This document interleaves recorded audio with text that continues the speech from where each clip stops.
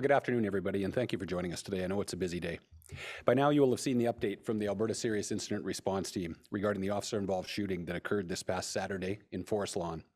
We're thankful for the work done by ACERT and for the update they've recently provided. A number of people on both social and conventional media have been asking for additional details regarding this matter, and we understand that. Our service put out a very basic release immediately following the incident, which is protocol in these types of situations. In Alberta, ACERT is responsible for conducting independent investigations into serious incidents such as this one. Our members maintain continuity of the scene while awaiting the arrival of ACERT investigators, and afterwards will provide whatever supports may be necessary. But when it comes to the investigative decision-making and the communications regarding the incident, ACERT has the lead. Before I make any further comments, let me acknowledge that a man, Latjor Tooele, lost his life on Saturday, and that occurred during an interaction with members of our service. On behalf of all members of the Calgary Police Service, I offer my most sincere condolences and acknowledge the pain that is being felt by his family and friends, both here and back home. I personally attended the scene on Saturday night and I witnessed the emotion. I wish that I could take it away. By all accounts, Mr. Tooele was well known and well respected in his community, and his death is most certainly being felt by many. In making any remarks about a tragic incident such as this, I recognize the inherent challenge between attempting to maintain balance between supporting the Sudanese community in a time of grief, while also correcting misinformation, and importantly, ensuring people understand that situations like these are incredibly difficult for police officers involved as well. As you're aware, the ACERT investigation continues into the interaction between Mr. Tooele and our officers that led to firearms being discharged. I will, of course, be careful, as Lindsay referred, not to speak about their investigation. What I can speak to, though, is the events that led up to firearms being discharged in order to clarify what I think are some significant inaccuracies that have been circulating on both social and conventional media. Shortly after 3:40 p.m. on Saturday, CPS officers responded to three calls in fact, from different members of the public concerned for their safety after they encountered a man with a stick and a knife on a public street. An innocent passerby had allegedly been struck with the stick. You may be asking, why is this important? Much has been reported about Mr. Tooele's challenges with his mental health and that he had been struggling of late. But the call that the police responded to was not, when reported, about mental health. It was a complaint of an assault involving a man in possession of a knife and a stick in a busy public area on 17th Avenue, Southeast. Some have suggested that the police were not the appropriate resource to respond to a call such as this, and that maybe mental health resources could have responded instead. To be clear, with the situation and information that was provided to Calgary 911, this situation involved a person armed with weapons who had committed an assault. This was a police call, and police were the appropriate resource. The responding officers located the subject of the complaint, who they would later learn to be Mr. Tooele. They attempted to communicate with him from a safe distance for a significant period of time. He ignored the direction of police and refused to surrender those weapons. As part of their pre-planning to deal with what could potentially be a volatile situation, the responding officers ensured that, in case communications were not successful, they had non-lethal options available at the scene. This included baton rounds fired through a launcher known as an Arwin, as well as a conducted energy weapon, which we often hear referred to as a taser, and also a police service dog. The officers also summoned emergency medical services to the scene proactively in the event the subject or the officers or any citizen were to become injured. At a point during the negotiations, officers trained in the use of the Arwin attempted to temporarily incapacitate the man and separate him from those weapons. Their attempts were unsuccessful. Several videos were uploaded to social media where you can hear the Arwin being deployed 2 times, once while the man was seated and once while he is standing.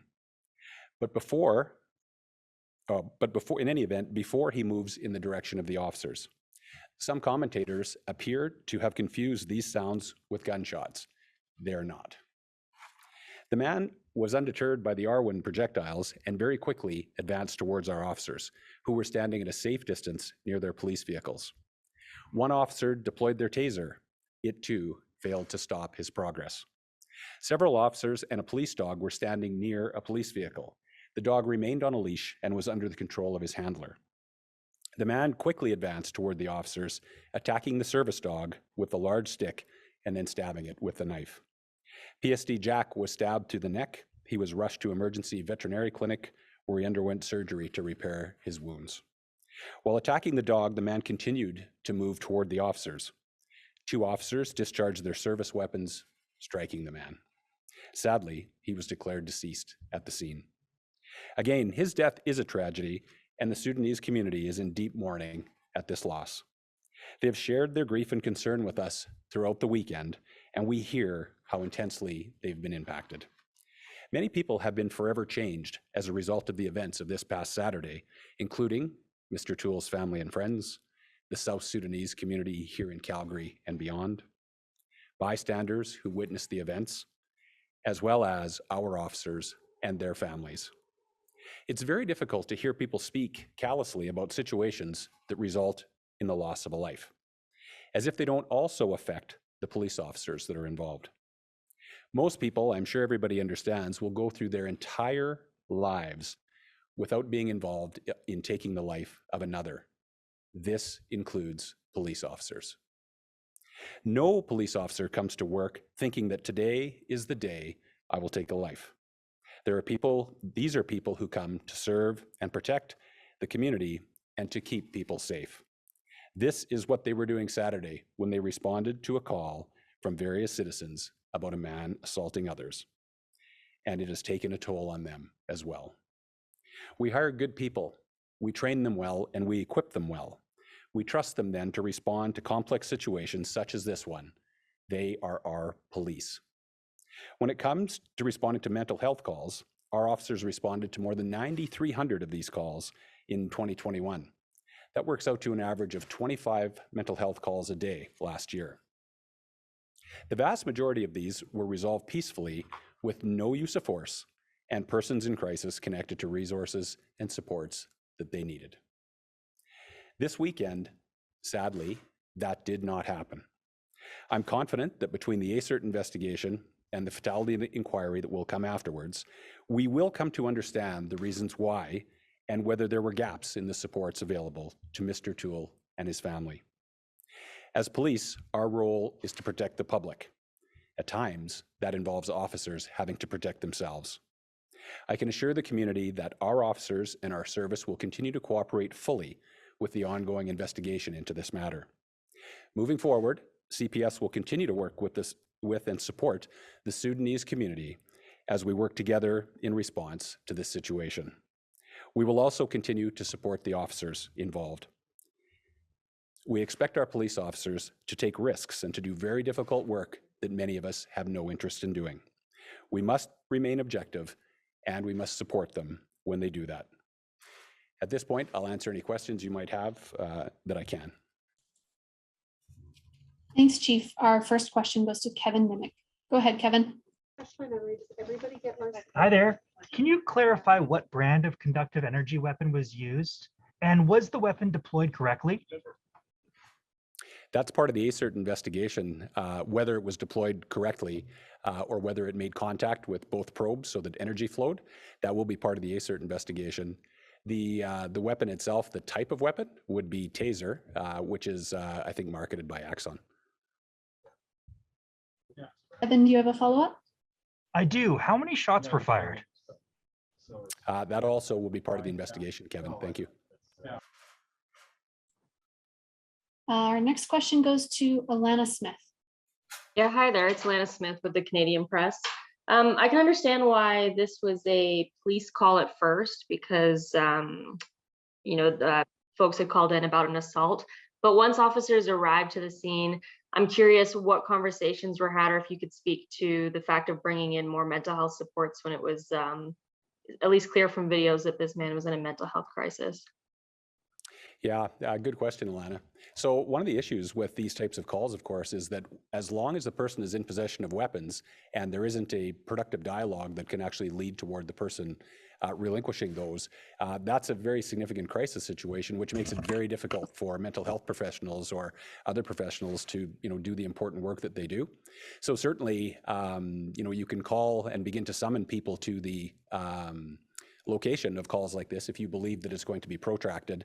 I think part of the challenge with this one is the fact that it occurred in a very public area, a very public, very noisy area.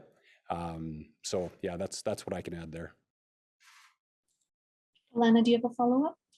Yes, absolutely. I am also curious, there's been a lot of talk online and via social media and from the family itself, just questioning when somebody's in, I guess, mental distress like this man was. There's numerous officers around him. There's a dog. There's a lot of weapons that could, in fact, make their mental distress worse. How or what can you speak to on that? Like, what goes into the thought process of police and ensuring that they don't make something worse? And I'm also curious, if you can't speak about this case specifically, maybe more general, if you could speak to that. Yeah, thanks for the framing of that.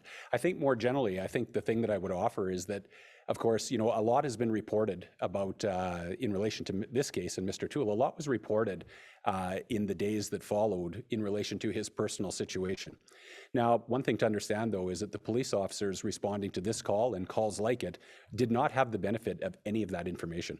What they did know is that an individual was in possession of weapons and had committed an assault. So in their mind, the individual would have been arrestable for at least one count of assault. And then obviously having observed him in possession of weapons, they would know that he would also have been arrestable for possession of a weapon. So in terms of what might be a trigger or what might be a good thing to do or what might be an adverse thing to do, not understanding his particular condition would make it very, very hard to know that. I think that's why, in situations where, you have a wellness check at a residence, for example, when you know who you're going to see, mental health professionals who can access an individual's history because they know who it is and they have access to that information can actually go a long way towards planning an appropriate response and knowing what might be a landmine and what might be actually a good road to go down. But I can tell you that the officers that responded in this case did not have the benefit of any of that. Alana, do you have any follow-up questions? Yeah, if I could follow up just from that one, I understand that there wasn't any, reporting of the mental health issues that this man may have been facing, but I think a lot of us have seen the video of what happened, and I assume as much that your officers could also see the type of distress that this man was in. So is that not, I guess, enough for them to consider their actions and how it may impact somebody's mental wellness? Well, I think they did do that, Alana.